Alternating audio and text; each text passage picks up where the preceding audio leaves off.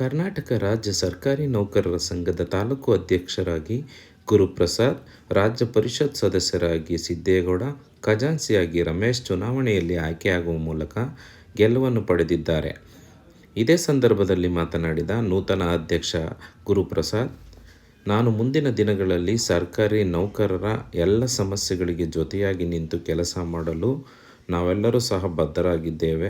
ಸರ್ಕಾರಿ ಕೆಲಸ ದೇವರ ಕೆಲಸವೆಂದು ಭಾವಿಸಿ ಸರ್ವರಿಗೂ ಒಳಿತನ್ನು ನಾವೆಲ್ಲರೂ ಒಗ್ಗಟ್ಟಿನಿಂದ ಮಾಡುತ್ತೇವೆ ಎಂದು ತಿಳಿಸಿದರು. ಇದೇ ಸಂದರ್ಭದಲ್ಲಿ ಪಟಾಕಿ ಸಿಡಿಸಿ ಸಿಹಿ ಹಂಚಿ ಸಂಭ್ರಮಿಸಿದರು.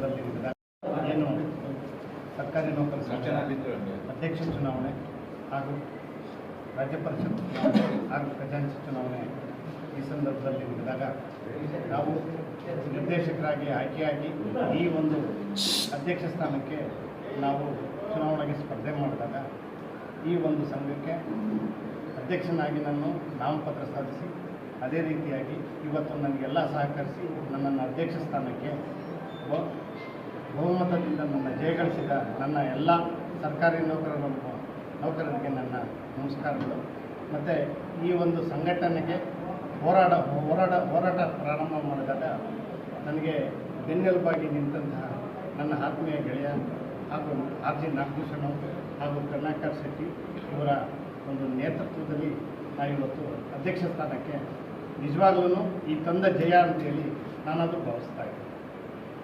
2024ರಿಂದ 2029 ಅವಧಿಗೆ ಇಂದು ವಿದ್ಯುಕ್ತವಾಗಿ ನಡೆದಂತಹ ಅಧ್ಯಕ್ಷರು, ರಾಜ್ಯ ಪರಿಷತ್ ಸದಸ್ಯರು ಹಾಗೂ ಖಜಾಂಚಿಗಳ ಸ್ಥಾನದ ಸ್ಪರ್ಧೆಯಲ್ಲಿ ನಾವು ನಮ್ಮ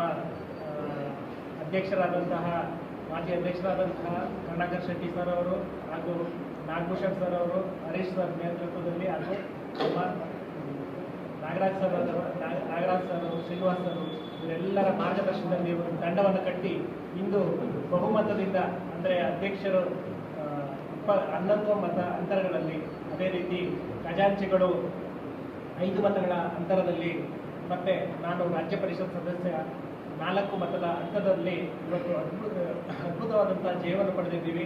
ಇದೆಲ್ಲಕ್ಕೂ ಸಹ ಕಾರಣ ನಮ್ಮ ತಂಡದಲ್ಲಿದ್ದಂತಹ ನಿರ್ದೇಶಕರು, ಎಲ್ಲ ನಮ್ಮನ್ನು ಮೊದಲು ಆಯ್ಕೆ ಮಾಡಿದಂತಹ ನಮ್ಮ ಇಲಾಖೆಯ ನೌಕರರು, ಎಲ್ಲ ಸರ್ಕಾರಿ ನೌಕರರಿಗೆ ನಾವಿವತ್ತು ಧನ್ಯವಾದವನ್ನು ಅರ್ಪಿಸ್ತೀವಿ. ಅದೇ ರೀತಿ ನಮ್ಮ ಅವಧಿಯಲ್ಲಿ ಎಲ್ಲ ಸರ್ಕಾರಿ ನೌಕರರ ಸಮಸ್ಯೆಗಳಿಗೆ ಸ್ಪಂದಿಸ್ತೀವಿ ಅಂತ ಹೇಳ್ತಿ ನಾವು ಈ ಸಮಯದಲ್ಲಿ ಹೇಳ್ತೀನಿ.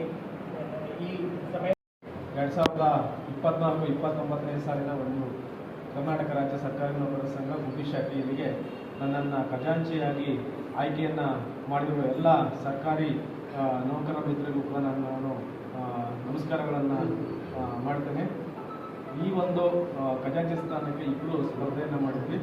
ಆ ಸ್ಪರ್ಧೆಯಲ್ಲಿ ನಾನು 19 ಮತಗಳನ್ನು, 33 ನಿರ್ದೇಶಕರಲ್ಲಿ 19 ಮತಗಳನ್ನು ನಾನು ತೆಗೆದುಕೊಳ್ಳುವ ಮೂಲಕ ನನ್ನನ್ನು ಜಯಶೀಲರನ್ನಾಗಿ ಮಾಡಿದ್ದಾರೆ.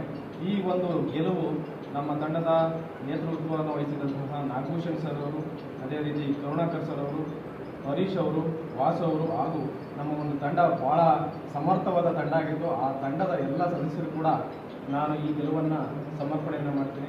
ಮುಂದಿನ ದಿನಗಳಲ್ಲಿ ನಮ್ಮ ಒಂದು ಗುಬ್ಬಿ ಶಾಖೆ ಸರ್ಕಾರ ನೌಕರರ ಪರವಾಗಿ ಭಾಳ ಶ್ರಮವಹಿಸಿ ಕೆಲಸ ಮಾಡಲಿದೆ, ಅವರ ಕಷ್ಟ ಸುಖಗಳಿಗೆ ಸ್ಪಂದಿಸಲಿದೆ ಅಂತ ಹೇಳ್ತಾ ನನ್ನ ಮಾತನ್ನು ಮುಗಿಸ್ತೀನಿ. ನಮಸ್ಕಾರ.